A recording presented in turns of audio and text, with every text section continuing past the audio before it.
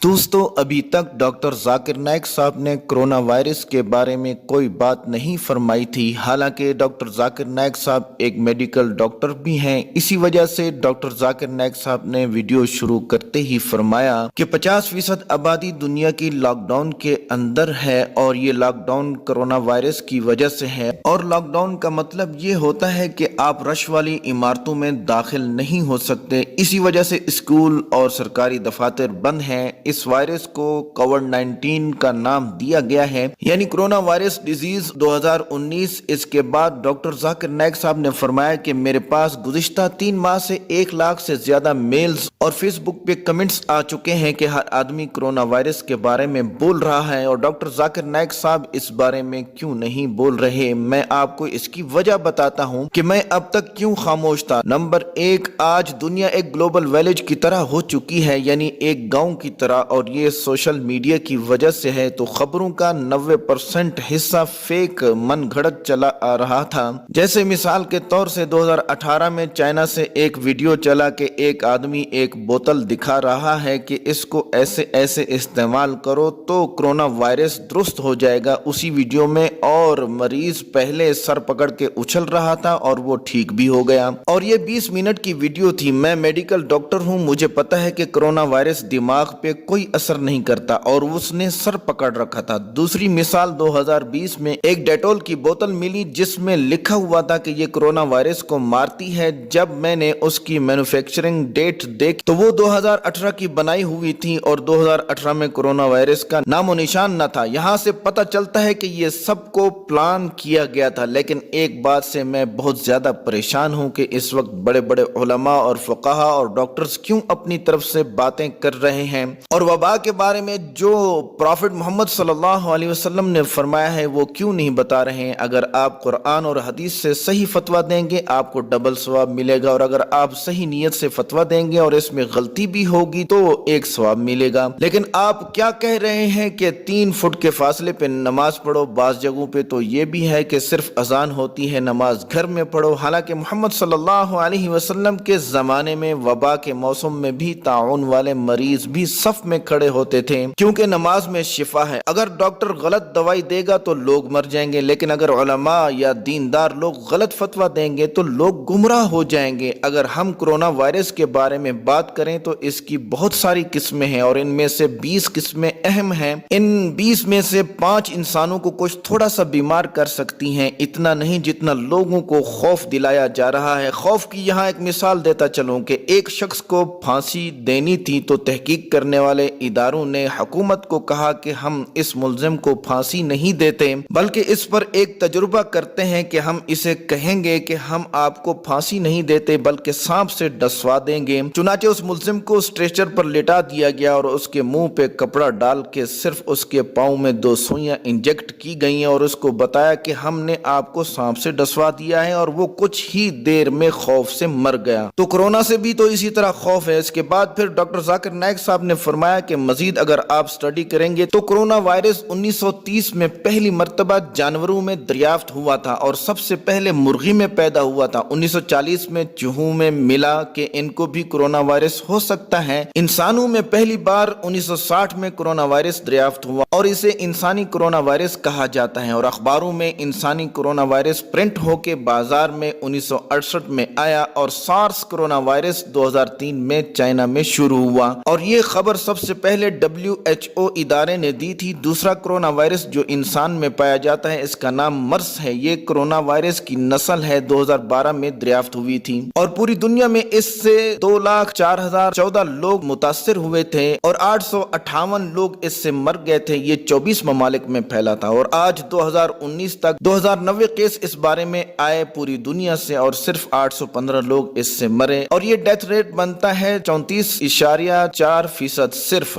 और SARS virus ने पूरी दुनिया में 8,98,000 लोगों को घेरा और 774 लोगों को मार डाला। इस वायरस ने ये डेथ रेट बनता है 10%। अभी कुछ महीने पहले एक और कोरोना वायरस दरियाफ्त हुआ जो इंसानों के लिए बहुत ही खतरनाक था और उसका नाम रखा गया कोविड-19 यानी कोरोना वायरस डिजीज एक्ट 2019 और اور میں آپ کو اس کرونا وائرس کے بارے میں صحیح معلومات دیتا ہوں۔ آپ کسی بھی ڈاکٹر، جرنلسٹ اور ویب سائٹ سے معلومات کر سکتے ہیں، وہ معلومات اسی طرح ہی ہوں گی کہ کووڈ-19 کرونا وائرس کے بارے میں ابھی تک کسی کو صحیح معلومات نہیں ہو سکیں کہ وہ اس کی دوا تیار کر سکے۔ کسی کو کچھ پتہ نہیں کہ یہ کیا مرض ہے، اور سارے ایسے ہی چھڑلیاں مار رہے ہیں۔ اب ہم قرآن کو دیکھیں کہ سورہ حجرات سورہ نمبر 49 آیت نمبر 6 میں اللہ تعالیٰ فرماتا ہے کہ اے ایمان والو، اگر تمہارے پاس کوئی فاسق آدمی خبر لے کر آئے تو پہلے تحقیق کر لو، کہیں ایسا نہ ہو کہ آپ نادانی میں پڑ جاؤ اور بعد میں پچھتاتے رہو۔ تو جب ڈاکٹر اس وائرس کی بیس کو ہی نہیں جانتے تو اس بارے میں کیوں بول رہے ہیں؟ اب تک میرے خاموش رہنے کی ایک وجہ یہ بھی تھی۔ اگر WOC ادارے کی خبر کو دیکھیں تو 24 اپریل 2020 تک ان کی خبر یہ تھی کہ پوری دنیا میں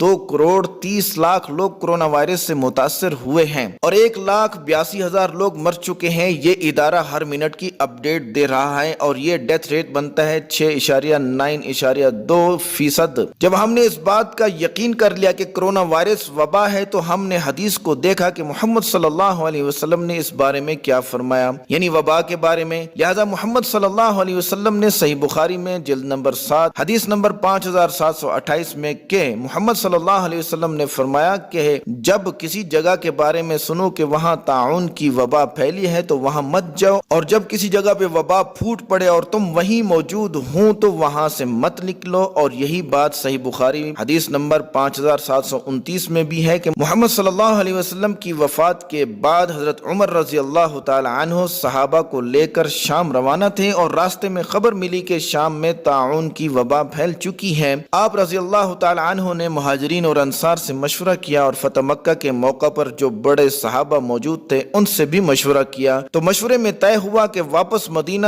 چلو۔ تو حضرت عمر رضی اللہ تعالی عنہ نے اعلان کیا کہ صبح میں بھی مدینہ واپس روانہ ہو جاؤں گا اور آپ لوگ بھی مدینہ واپس روانہ ہو جاؤ۔ اس پر حضرت ابو عبیدہ رضی اللہ تعالی عنہ نے عرض کی کہ آپ اللہ کی تقدیر سے بھاگ رہے ہیں کہ آپ شام نہیں جا رہے ہیں؟ تو حضرت عمر رضی اللہ تعالی عنہ نے فرمایا کہ ایک تقدیر سے دوسری تقدیر کی طرف جا رہے ہیں۔ اگر تمہارے پاس اونٹ ہوں اور ایک وادی میں تم ان کو لے جاؤ اور اس وادی کا ایک کنارہ سرسبز و شاداب ہو اور دوسرا کنارہ خشک، تو آپ ان اونٹوں کو دونوں طرف اللہ کی تقدیر سے ہی چراؤ گے، حالانکہ تمہیں اختیار ہوگا۔